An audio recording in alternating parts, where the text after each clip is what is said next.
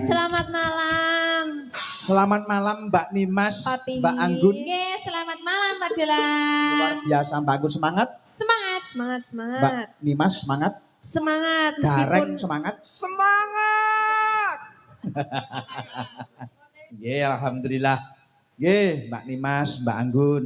Nggih. Niki nyuwun langgam-langgam sak bawane. Nanjake Mbak berdua. Nggih.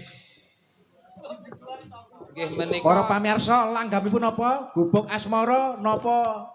Rondo teles napa? Ini kalau untuk kedua manten boleh enggak Pak? Boleh. Mboten napa-napa. Boleh. Apa Jenang gula itu. Oh, cocok. Boleh toh? Oke, saged. Nggih, pelok barang. Nggih, semoga kula niku ndang nular ngoten lho Pak. Oh. Dadi manten selak pengen dadi Oh, manten. sampean pengen dadi manten. Lah kira-kira nduk kowe ndek pacar apa durung? Ya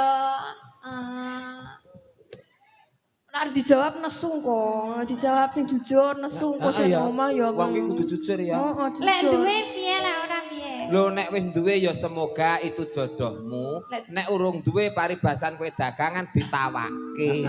Gitu Pak. Iya nduk. Sapa Ya mbok menawa nek desa nglurup kene ya kersa karo sampean. kuwi sing dikarep. Sampun gadah. Oh, ya muga kuwi jodohmu. Sabar kejar karir terlebih dahulu. Nggih. Terus dadi manten. Dadi manten. Jodoh apa bojo? Jodoh. Jodoh lek dadi bojo. Sampean wis dadi manten ping pira? Kira ya. Wis jak akeh men to, Reng? Hah? Sajake kok akeh men. Aku ya pisan. Pisan. Pisan. Pisan Pisan kono, pisan kono. Pisan ya Pak ya. Pisan. Pisan. Pisan ae, Nduk. pisan ae. Iki tulodo nggo manten kok. Nggih. Ya. Bawa sih Kula napa? berdua. Dan jenengan Aku kenapa? ketua. Kan mau ketua itu, Anggota Reng. manut Ya ketua. piye apa bendara? Bendara nggon duit. Nek oleh bane kowe. Padha ae. Gegarane wong akrami. Sone apik Pak niki. Anggun coba.